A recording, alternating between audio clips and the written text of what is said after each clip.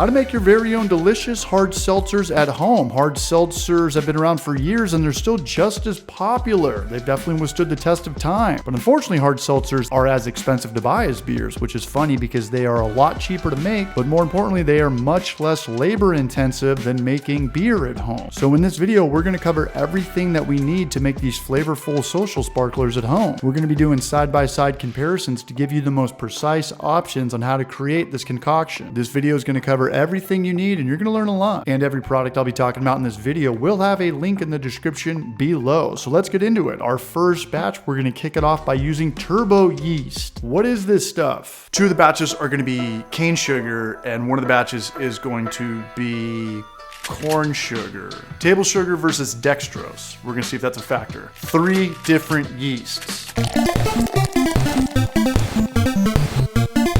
What the hell is it? Does anybody even know? Scored mine off Amazon. Kind of pricey for dry yeast, but let the experimentation commence. Turbo yeast is often called distiller's yeast. Word around the campfire is that you can get up to 20% alcohol by volume with this yeast. You've probably heard of double IPA, maybe even triple IPA, but can you say octuple IPA? All right, 5 gallons of distilled water. We do not need 6. We're not going to be boiling a gallon off. We're not even going to bring it to a boil. Just get it over 180 degrees Fahrenheit. Now stir in your 4 pounds of cane sugar. Check it out. No camera guy today. Just using this external monitor on its own tripod. This video is COVID friendly. These CH table sugar bags already come in increments of 4 pounds, which is perfect for shooting for a 5% ABV social sparkler. No water additions or any yeast nutrient. I just want to see what the turbo yeast will do with nothing except table sugar. Let's kill the heat, stir it in for a good 5 minutes, toss in your chiller, connect it to a pre-chiller, just keep stirring until we're under 70 degrees Fahrenheit. The more you stir, the faster you're going to cool down. Just like Campbell's soup, baby. Always have a strong ice game, fam. A 1 gallon jug of frozen water is 8 pounds of ice. Ice up, barrage. Always remember, one barage's trash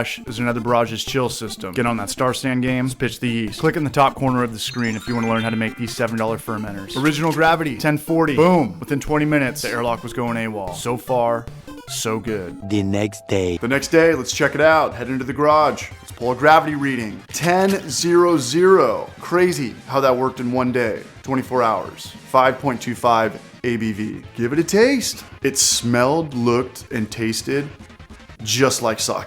It didn't taste like hard seltzers. Kind of a bummer. But then the light bulb just went off. Grow brains, CH. We just made 5% sake in one day. Do 8 pounds of sugar next time. Get it up to 10%. Enter a sake competition. Win first place. Buy me a burrito. Let's call it even. We'll talk about this more at the end of the video. We'll circle back. We can bring this back to hard seltzer. I'll tell you how at the end.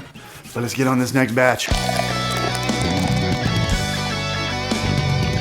Red Star CUVEE yeast. It is not difficult at all to find. Homebrew stores should have it if they're still in business, and if not, it's dry yeast, so just buy it off Amazon. It is the most affordable yeast you will ever own. It says on the package that it works, and it's excellent for restarting stuck fermentation. Sold. This is the yeast that we used in the past. This is how I make my hard seltzers. Make sure your scale game is strong. I like to use a scale for the ounces and the pounds, and then I like to use a smaller one for water adjustments and yeast nutrients. Same as before. 5 gallons of the same water at 200-ish degrees, still using 4 pounds cane sugar, table sugar, granulated sugar, however you want to call it. Let's weigh out 3 grams DAP, diammonium phosphate, and 3 grams yeast nutrient. 6 grams total. All right, so let's get to 200. Let's toss in our sugar and our DAP and yeast nutrient. Give it a good stir, 5 minutes. Heat, chill, clean, heat, chill, clean, heat, chill, clean. Hard seltzers are nothing compared to a brew day. Crank them out. Chill to 70, we're gonna throw in 2 packets. Just cause I've never done it before. And this yeast is like 70 cents a pack. Shit, throwing 3 yeast. Let's check our gravity, our OG. It's gonna be the same as the first batch. Nothing should have changed for that. 5 gallons of water with 4 pounds of cane sugar. Congratulations, you've made it far in the video. 298 for... Okay, 2 days later. I know this yeast and I know this process because I've done it before. Let's pull a reading. It gets to about 1020 and then it just dies out. That was the problem in the last video we made. Everybody's stuck with about a 2.5 alcohol by volume hard seltzer. It tastes good, but it tastes too candy-ish. There's still too much sugar in there. Here's the problem with stuck fermentations with hard seltzers. We are fermenting with 100% sugar, not wort. Wort has maltose, nutrients, minerals, carbohydrates. When brewing with 100% table sugar, we need to give it a ton of help to keep it going. Beer yeast alone wasn't made for this. Get your sanitized bottle out. Hit it with another yeast packet and 3 more grams of DAP, which is pretty much nitrogen that will help activate the yeast. And boom, just like that, the yeast is happy again. But we did have to open it up. Just keep watching until we get onto our 3rd yeast. 2 more days later, and we hit our final gravity. Finally got our 5% beer. No sulfur smell, no baby turtle farts, but it's kind of cloudy. It's not clear like White Claw, but we can fix that. Just keep watching. You keep that yeast nutrient game strong, fam. Keep that stuff airtight, and it's gonna last longer than your marriage. We're gonna cold crash this for a night, and let's talk about the real reason why we're here. My local homebrew stores do not have this yeast, nor can I get it on Amazon. I'm in San Diego, I can get White Labs yeast. They're in San Diego, I can get pretty much any strain that I want, but Omega Yeast Laboratory is in Chicago. If I want to get it, I have to order it online. It's liquid, so you'd want to do 1-day delivery and you'd want to do a couple ice packets. You would definitely want to do overnight. The more the shipping guys have my product, the less peace of mind that I have. I've seen Ace Ventura, you have too. So with yeast, shipping, ice packets, 1-day shipping, it's going to be about $25-30.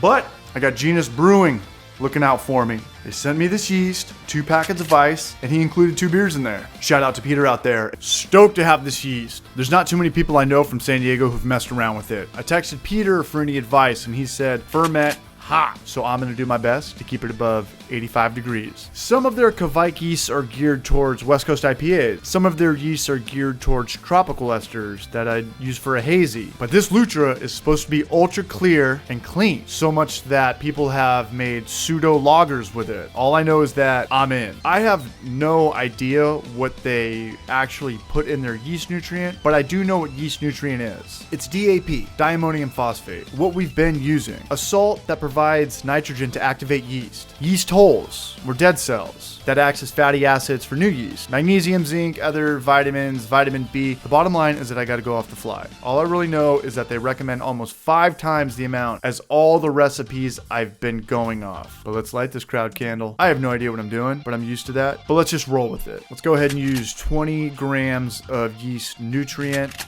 And let's use 80 grams of diammonium phosphate. And that's the whole enchilada right there, Barrage. 5 gallons of water. Let's fill it up to 200, same as before.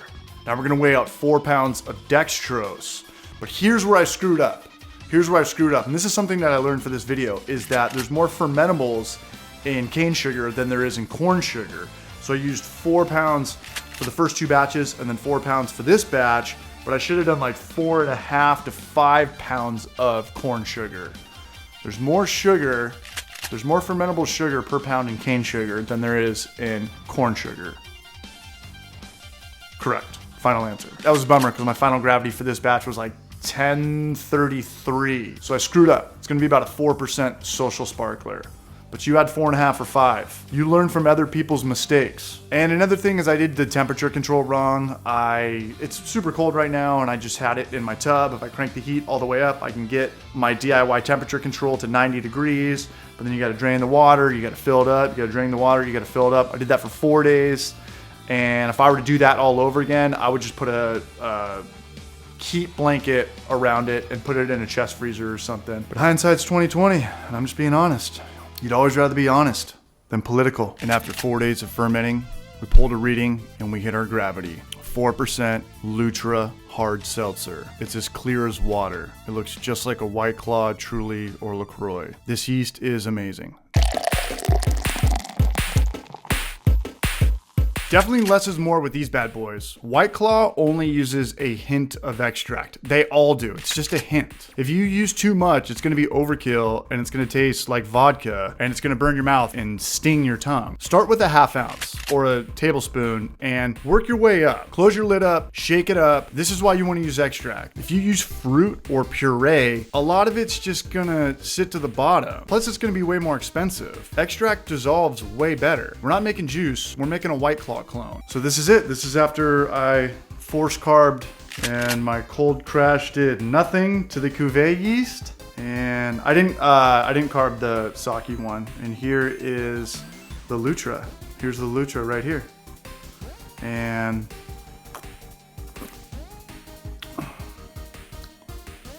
cloudy or not, it tastes delicious.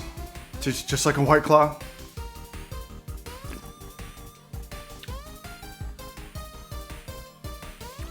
I mean, other than the flavor, vanilla versus key lime, I don't know how to tell them apart. This video, that's that cricket in here. This video turned out super well. The reason I wanted to do that turbo yeast is because one of the best White Claw clones that I've had at a brewery, they do use turbo yeast, and they did not want to be named. They did not want me to say which brewery it was, but that's what they do. They make their hard seltzers with turbo yeast, and then they use a carbon filter, and it sucks everything out of it, and it ends up looking like that. But we're not going to talk about that. We're already way too deep in too many things on this video. The real MVP is the Lutra right here. I don't know if there was a difference between corn sugar and cane sugar, but I would just stick with dextrose. I mean, look at this. This is the one that's only 4% though. This one's 5%.